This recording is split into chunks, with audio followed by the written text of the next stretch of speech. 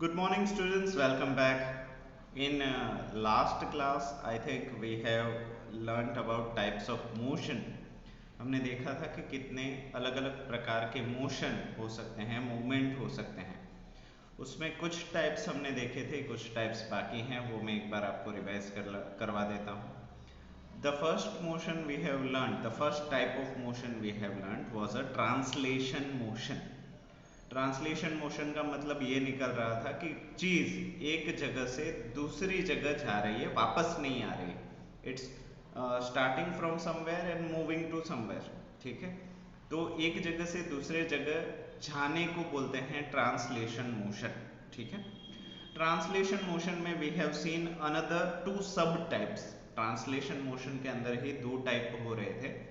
उसमें से पहला था रेक्टिलिनियर मोशन, मतलब जब भी कोई चीज सीधी रेखा में आगे बढ़ रहे, जैसे कि हाईवे पे आप गाड़ी चला रहे हो तो इट इज स्ट्रेट लाइन, सीधा ही जा रहे हो, तो वैसे मोशन को हम रेक्टिलिनियर मोशन बोल रहे थे।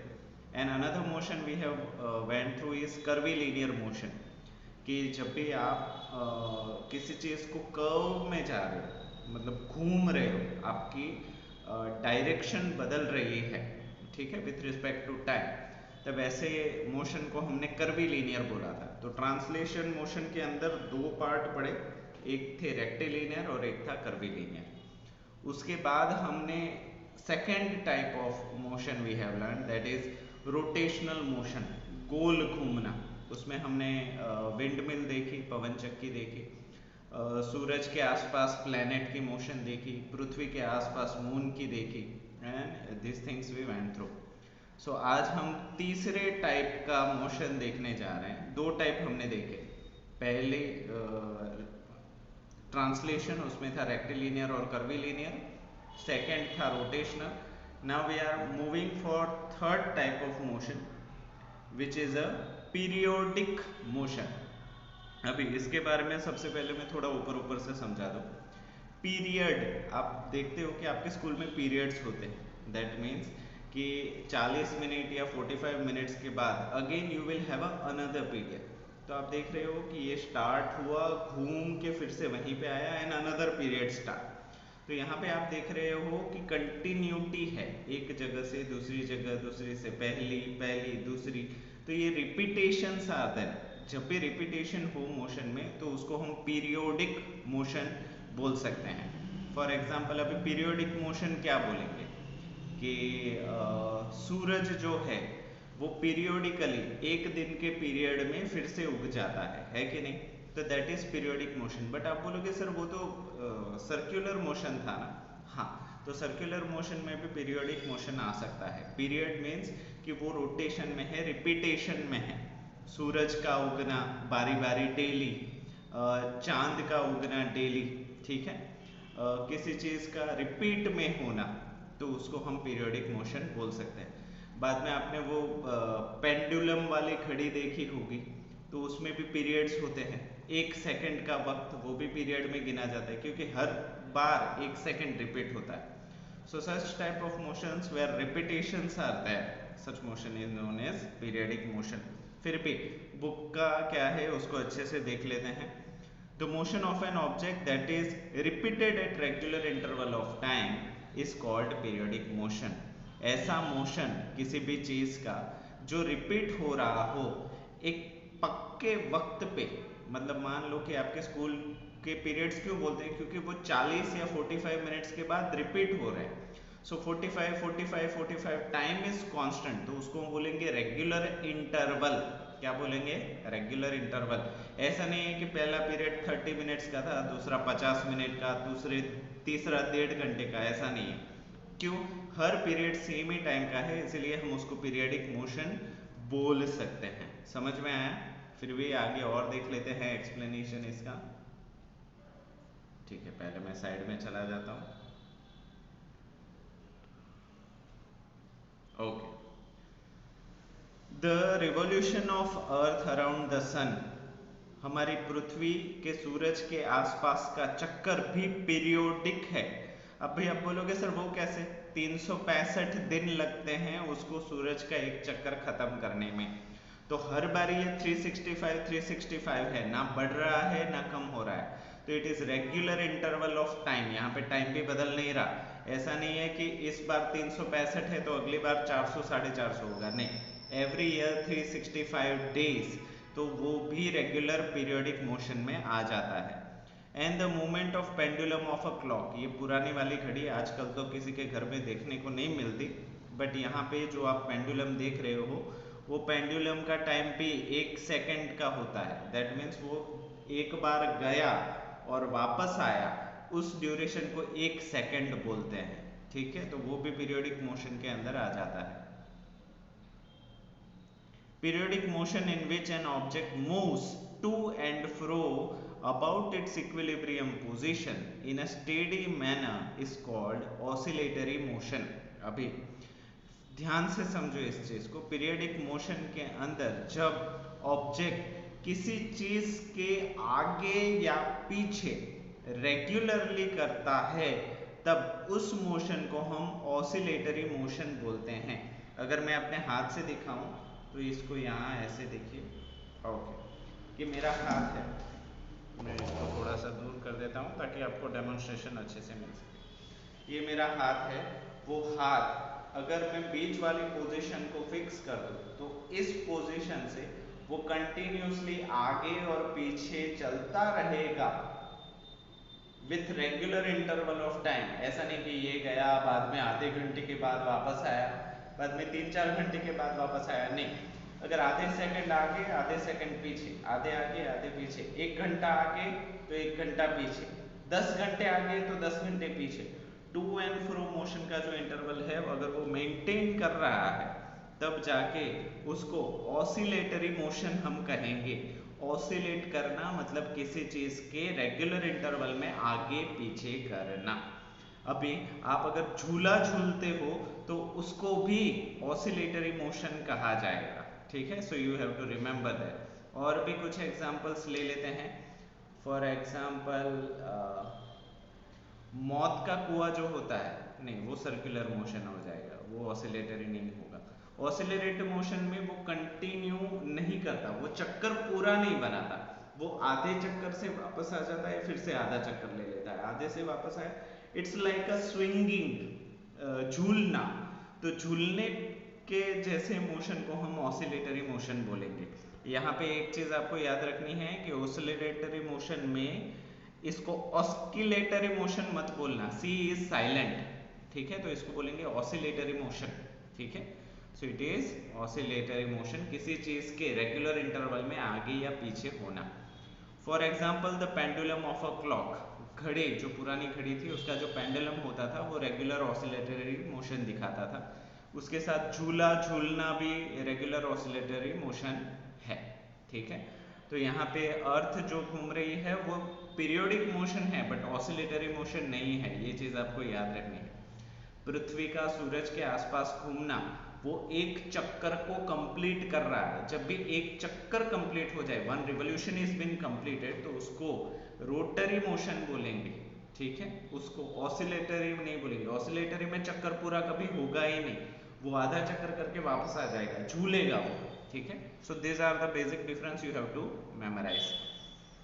नॉन पीरियोडिक मोशन, अभी जैसे मैंने बताया कि पीरियोडिक मोशन क्या होता है कि रेगुलर इंटरवल ऑफ टाइम हो गया, अभी वहां पे वो टाइम मेंटेन नहीं कर रहा तो उसको नॉन पीरियोडिक मोशन बोलेंगे। अभी आप बोलोगे सर समझाओ कैसे, देखो पीरियोडिक मोशन में मैंने बोला था कि किसी चीज का ऐसे झूलना, ठीक है, जितना आगे जा रहा है उतना ही पीछे जाएगा, पर मान लो कोई कांटा है, आगे 1 घंटा रुक गया वो और वापस पीछे जाके 4 घंटे रुका, तो यहाँ पे वो टाइम को मैनेज नहीं कर पा रहा है कि नहीं, रेगुलर पीरियड्स नहीं है, कोई पीरियड छोटा है तो कोई पीरियड बड़ा है, ठीक है। तो ऐसे टाइप के मोशन को हम बोलेंगे नॉन पीरियोडिक मोशन।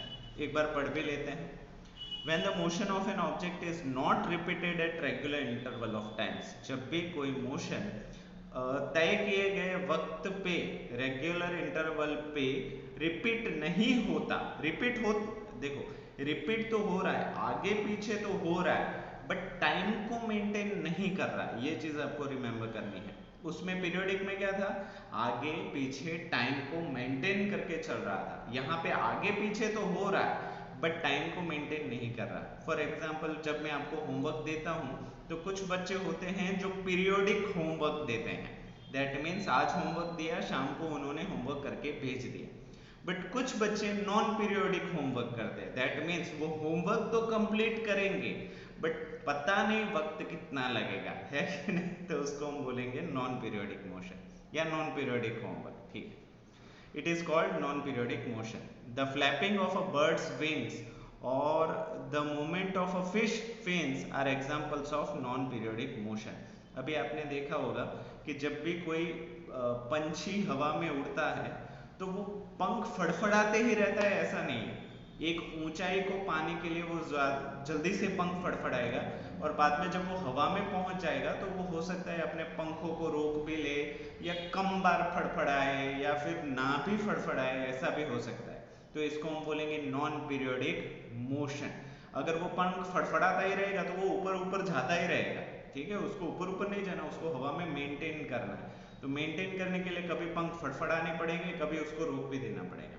ठीक है, फिश फिन्स, अभी मछली को आपने एक्वेरियम में तैरते हुए देखा हो तो मछली अभी ना कुछ वक्त तक अपने जो फिन्स होती है उसको ऐसे ऐसे करके थोड़ा आगे बढ़ती है, बाद में वो पानी के लेवल आ गए ना तो थोड़ी रुक जाएगी या फिर धीरे धीरे ऐसे करेगी, है कि नहीं। So this are the best example of non periodic motion. चलो, types of motion in everyday life, हमारी रोजमर्रा की जिंदगी में। चलो, ये तो हमारे टाइप्स ऑफ मोशन तो हमने देख लिए, एक बार फिर से इसको रिपीट कर देते हैं। ट्रांसलेशन मोशन, जिसके अंदर दो भाग थे, एक था रेक्टिलिनियर कर्विलिनियर, दूसरा था रोटेशनल मोशन, तीसरा था पीरियोडिक मोशन और चौथा था नॉन पीरियोडिक मोशन। सही है, ठीक है।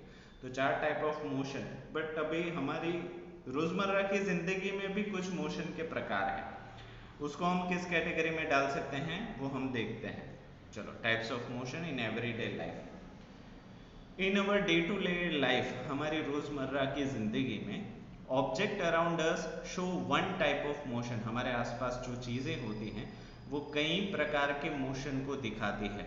और the other, the flashing light of N ambulance show rotational motion. आपने कभी एम्बुलेंस को या पुलिस वैन को जाते हुए देखा हो तो आपने ना इस तरीके की ना लाइट देखी होगी उसके छत पे, ऐसी जो ना कंटिन्यूसली घूमती रहती है, जिसकी वजह से एक तरफ लाल और एक तरफ ब्लू कलर का शेड घूमता रहता है। तो यहाँ पे आप देखोगे कि ये जो बल्ब है ना उसके आसपास एक कप के जैसा होता है, रिफ्लेक्टर के जैसा होता है, और वो रिफ्लेक्टर घूमता रहता है जिसकी वजह से रोशनी घूमती हो ऐसा आपको दिखाई देता है। तो वहां पे भी आप रोटेशनल मोशन देख सकते हो। Grazing cows moving there tales show non periodic motion. अभी किसी मैदान में कोई गाय चारा खा रही है तो जरूरी नहीं कि पहले वो पूरा गोल घूम के खाए या पहले इधर जाए, पहले उसका कुछ भी डिसीजन फिक्स नहीं होता। तो ऐसे मोशन को हम नॉन पीरियोडिक की कैटेगरी में डाल सकते हैं। हो सकता है किसी एक कोने में वो 1 घंटे तक चारा को खाए और दूसरे कोने में 2 मिनट से ही खड़ी हो जाए, है कि नहीं। तो उसका कुछ निर्धारित नहीं है, it is non defined, time उसका फिक्स नहीं है, तो उसको हम नॉन पीरियोडिक बोलेंगे। The vibration of string of musical instruments when plucked is vibratory motion.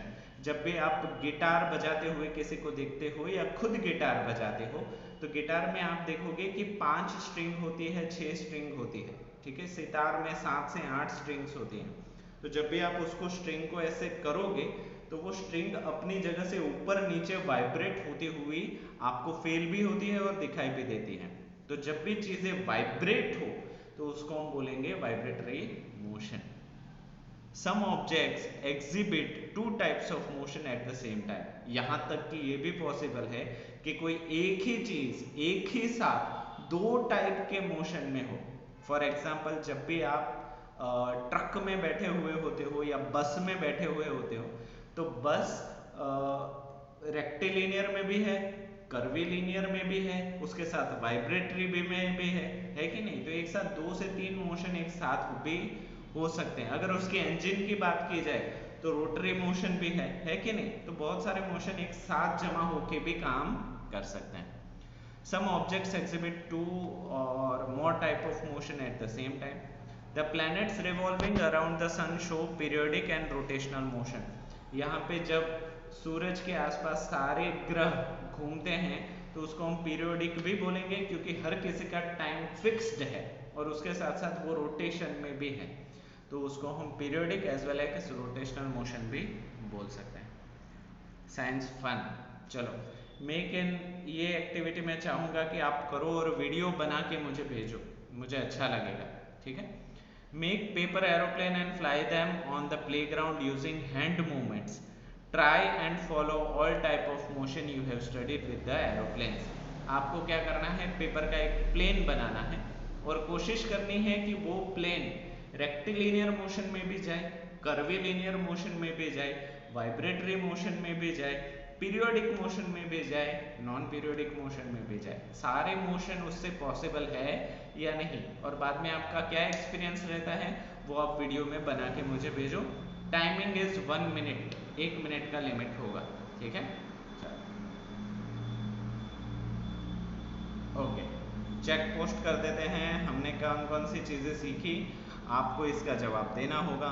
Which type of motion is seen in the fluttering of a butterfly's wing? जब भी कोई पतंगा अपने पंख को फड़फड़ाता है तो उसको किस टाइप के मोशन के अंदर आप डाल सकते हो. तो यहाँ पे आपको पता ही है कि पतंगा उड़ने के लिए ज़्यादा फड़फड़ाएगा, बाद में ना हवा में थोड़ी देर वो पंखों को स्टॉप कर देता है, तो that is non periodic motion, क्योंकि उसका हर बार फड़फड़ाएगा ऐसा ज़रूरी नहीं है. सेकेंड है a car is moving along a straight stretch of a road. एक गाड़ी है जो सीधे रास्ते पे चल रही है. Going round a curve in the road, और एक जगह पे मोड़ आया तो उत्थे गाड़ी छोड़ आया, वहां से वो टर्न लेता है. Which type of motions are shown by the car. तो इन दोनों ही सिचुएशन में गाड़ी ने कौन कौन से मोशन किए. तो जब वो सीधी सड़क थी तब उसने रेक्टिलिनियर मोशन किए, और जब मोड़ आया, जब इट इज कर्व्ड, तब उसने कर्विलिनियर मोशन को भी दिखाया. ठीक है. Third is give 2 examples of rotational motion. 2 example दीजिए जिसमें रोटेशन हो रहा हो. तो आप पहला तो लिख low wing of a fan. पंखे के जो हाथ होते हैं उनका घूमना रोटेशनल है. और विंड मिल ले लो, और भी ले सकते हो. प्लैनेट्स अराउंड द सन भी ले सकते हो. मून अराउंड द अर्थ भी ले सकते हो. ठीक है. साइकिल्स व्हील या बाइक्स व्हील भी ले सकते हो. बहुत सारी चीज़ें हैं जो रोटेशनल में आप ले सकते हो. अगर आपको भी कोई सूझे तो आप उससे भी ज़्यादा लिख सकते हो. ऐसा 2 लिखा इसलिए 2 ही लिखना ऐसा ज़रूरी नहीं है, जितने ज़्यादा आते हैं लिखो. Give 2 examples of non periodic motion. ऐसे 2 एग्जाम्पल दीजिए, उदाहरण दीजिए जो नॉन पीरियोडिक मोशन के हो. तो पंखों, जो हमारे बर्ड्स हैं उनका पंखों का फड़फड़ाना, flapping of their wings. Then flapping of a butterfly. उसके बाद नॉन पीरियोडिक मोशन में हम डाल सकते हैं ट्रैफिक. ट्रैफिक भी नॉन पीरियोडिक होता है, क्योंकि कभी हो सकता है कि एक ही स्पीड से सभी जाए, कभी हो सकता है कोई अलग अलग स्पीड से जाए, है कि नहीं. Then rain you can say that it is non periodic, क्योंकि बारिश का आप पता नहीं कर सकते. बाद में यू कैन से अर्थक्वेक, नेचुरल डिजास्टर्स, जितनी भी कुदरती आफतें हैं उनको भी नॉन पीरियोडिक की कैटेगरी में डाल सकते हो, है कि नहीं. बहुत सारी चीज़ें हैं जो नॉन पीरियोडिक है. एक्चुअली पीरियोडिक से ज़्यादा नॉन पीरियोडिक चीज़ें हैं. ठीक है. तो ये सारे चेक पोस्ट हमने क्लियर कर लिए. कुछ फैक्ट्स हैं उनको देख लेते हैं. Even though we do not feel it, the continents of the earth keep moving. यहाँ तक कि हमें महसूस नहीं होता, फिर भी जो कॉन्टिनेंट्स हैं, जो ज़मीन है, वो ज़मीन भी कंटिन्यूसली खिसकती रहती है, आगे बढ़ती रहती हैं. However, they move very slowly. पर ये चीज़ काफ़ी स्लो होती है, जिसकी वजह से हमें ये चीज़ पता नहीं चलती. At the rate of 4 centimetre each year, हर साल 4 सेंटीमीटर वो आगे बढ़ती है. अभी 4 सेंटीमीटर आपकी स्केल में देखोगे ना तो इतना होगा, अपनी उंगली जितना. ठीक है. तो इतना वो हर साल खिसकता है. तो ये तो बहुत ही स्लो हो गया. इतना तो आप कितना चल लेते हो उतना तो.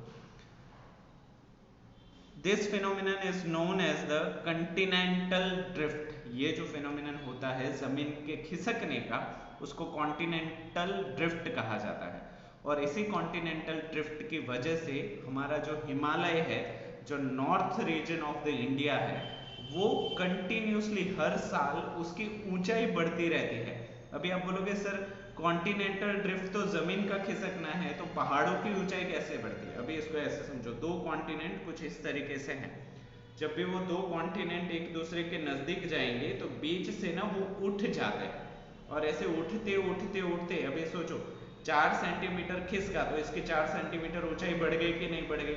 तो ऐसे ऐसे ऐसे हमारा जो हिमालय है वो और बढ़ रहा है। तो आप कैलकुलेट करो कि 4-5 साल बाद अगर 4 सेंटीमीटर का कैलकुलेशन लगाया जाए तो 5 4 20 सेंटीमीटर वो और ऊंचा हो जाएगा, और हर बार ऐसा होता भी है। ठीक है, तो फैक्ट्स भी हमने देख लिया, कॉन्टिनेंटल ड्रिफ्ट भी देख लिया। एक बार ओवरव्यू देख लेते हैं पूरे लेसन में हमने कौन कौन सी चीजें सीखी। Overview. Measurement is a practice of finding the length, size or amount of given things using different measuring device. Measurement, नापना किसको बोलते हैं? ये एक प्रैक्टिस है जिससे हम किसी भी चीज़ की लंबाई, साइज या कितने अमाउंट है उसको हम नाप सकते हैं अलग अलग डिवाइसेस से। SI unit are the acceptable standard units the world over. SI units जो हैं वो पूरी दुनिया की मान्यता प्राप्त किए हुए यूनिट्स हैं, स्टैंडर्ड्स हैं। All units have sub multiples to measure smaller quantities and multiples to measure larger quantities. ये सारे यूनिट को आप मल्टीपल करके, गुणाकार करके बड़ी सी चीज को नाप सकते हो, और उसको तोड़ के, डिवाइड करके छोटी चीजों को नाप सकते हो। A straight line can be measured using a ruler. एक सीधी रेखा को हम रूलर मतलब आपके स्केल से हम उसको नाप सकते हैं। And a curve line can be measured by using compass. और जो मुड़ी हुई लाइन होती है उसको हम कंपास या डिवाइडर या फिर रस्सी की वजह से भी नाप सकते हैं। When a body changes its position from one place to another with respect to another object at rest, the object is said to be in motion. जब भी कोई चीज, जब भी कोई पदार्थ, जब भी कोई बॉडी एक जगह से दूसरी जगह जाती है, जबकि कोई तीसरी चीज स्टेडी पोजीशन में है उसकी नजरों से, तब वो ऑब्जेक्ट जो एक जगह से दूसरी जगह जा रहा है वो मोशन में है, ऐसा कहा जाएगा।